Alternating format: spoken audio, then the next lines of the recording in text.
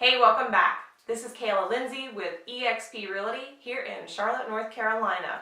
Today we're going to be diving into scripts and dialogues. Of course, we all hear that phrase constantly, but what does it really mean and what do we need to do in order to master our craft? Now before we get into it, go ahead and click on that red button right there that says subscribe and make sure to hit on the little bell. This way whenever I post a video, you are in the know. So let's go ahead and dive into scripts and dialogues. Now, when I first got started in real estate, this was a phrase that was thrown around constantly, and I said, practice, practice, practice. Make sure you're using your scripts and your dialogues. Now, I don't know about you guys, but this is about how it sounded. Hello, I'm Kayla. I would like to help you sell your house today. Who are you? I'm Kayla. I'd like to help you sell your house today. Thank you for answering your phone. Doesn't that sound fantastic? No, it doesn't. And that's why a lot of people actually lose momentum because they hear themselves talking like that and they decide scripting isn't for me. Guys, I'm going to tell you right now, when I'm on the phones, when you see me doing my prospecting, I am scripted. It just doesn't sound scripted, and I'm going to explain to you why. So the first thing we're going to tackle today is when to practice, okay? So there's a few different ways that you can do this. Now, I think we've all been there where we try to practice with our spouse or a friend or a loved one, and they don't know what kind of comebacks or objections that the people on the other end of the phone are throwing at us. So it's really difficult for them to help us. Usually it turns out to be something like, oh, you did great. You're waiting for that feedback. You don't really get it. I highly recommend you reach out to an agent, perhaps on the thread below, or reach out to me or someone within your firm and ask them if they want to script practice for 30 minutes a day. Honestly, it's not as big of a commitment as you might think, and it goes by like that. So go ahead and call your script partner. You can do this with the same partner every single day, or what I like to do is mix it up a little bit. The reason for that, different script partners will have different objections for you, especially based upon what kind of objections they're hearing. Sometimes it's helpful to hear somebody else's objection handler. So practice with a partner on a daily basis.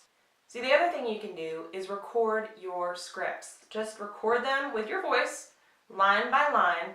This way, when you have a little bit of downtime or you're waiting on an appointment, you can pop them in your ears, go ahead and put it on the car radio, and listen to it over and over and over. Repetition is the mother of all skill. In order to get skilled at what we do, we need to make sure that we are being repetitive with the things we know will get us the result we're looking for, and that's using the right phrases. So let's look at what practicing with a partner really means. So when you sit down with your script partner, or if you're on the phone with your script partner, what I'll do is we call, let's say, at 7:30 a.m., and we're going to script practice for 30 minutes. What that looks like is each of us get 15 minutes to go through our script. And a lot of times when I get on the phone with them, I'll say, here's the objection that I received yesterday, wasn't quite sure how to handle it, can you give it to me again? And what that person on the other end of the phone will do, who is playing potentially the buyer or seller, will give me that objection, and it gives me the ability to handle it. The other thing it helps me do is if I don't quite get it right, at the end of my time, which is that first 15 minutes, I ask my partner, they'll give me 2 good things and 2 bad things that I did. Now, don't go ahead and just put someone down. Give them constructive criticism. So if, for example, my tonality or inclinations really didn't fit in the right spot, or I sounded too monotone, go ahead and give people feedback on that, because little by little it's going to help them get better. So the goal is, I scratch your back, you scratch mine. You're helping one another become better agents. Please make sure that you know, just because you're helping another agent doesn't mean it's their competition. With as many people as there are out, even in the Charlotte area or in the US or Canada or anywhere, and the number of agents that are actually doing business in the way that you are, it's very unlikely that they are going to become competition to you. So make sure you're helping and lift each other up. So now let's talk about when to use your scripts. Remember when I was dialing back to scripts aren't for me because it was coming out wrong? Again, the more you do it, the more fluid that you'll sound. But let's bear in mind that the people on the other end of the phone do not actually know what our scripts are. No one gave it to them, people, okay? They have no idea what they're supposed to say next, so we can objection handle that, okay? So understand when someone is saying something, where you need to go in your script in order to guide them on the path to setting an appointment with you, okay? The goal when you're on the phone, let's say with a for sale by owner, an expired, or even circle prospecting, or someone you met at the mall, it doesn't matter. The goal is to have an appointment with them to see how you can help them. And sometimes it takes guiding them down the path to see for themselves that it's the right option for them, means that you need to understand where they are and what scripts you have in your catalog that you can pull from and use. So it's not going to be, first they say this, then I say this. Then they say this, then I say this. It's just not how it works. So the more you know your scripts, the better you can pull out of your catalog when you hear a key phrase and apply it and move to the next section.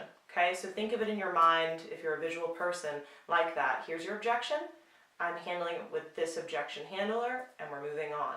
Also bear in mind that your tonality over the phone is going to play a very big part. Now, I grew up in New York, okay? If I'm talking to a New Yorker, I need to speed up my pace.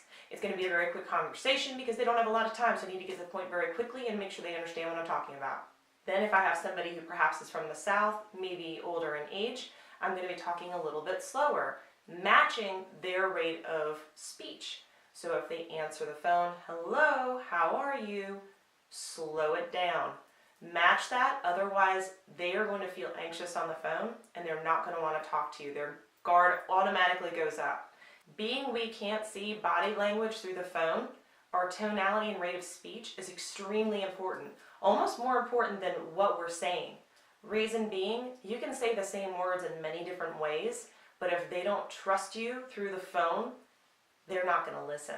So make sure you're paying attention to that, and when you're practicing with your script partner, make sure that you're asking them to check your tone and check your rate of speech. This way you can get a little bit of feedback and fix it. Now lastly, I hear this a lot. I'm not ready, I didn't practice enough, I don't have it down perfect. Once I have it perfect, then I'll use it.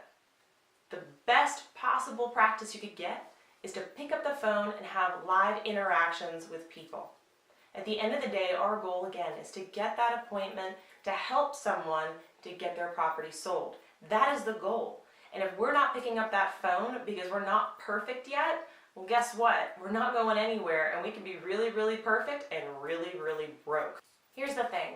None of us are perfect. I mess up. You mess up. Some of the biggest agents in your industry, in your town, in your city, they mess up, and they are not perfect. I have plenty of times where I'm on the phone, and I hang up that phone and go, what did I just say? I know better. I should have used this objection handler. You know what? You wait a week, and you call them back. I'm not even kidding you. They're not going to remember who you are.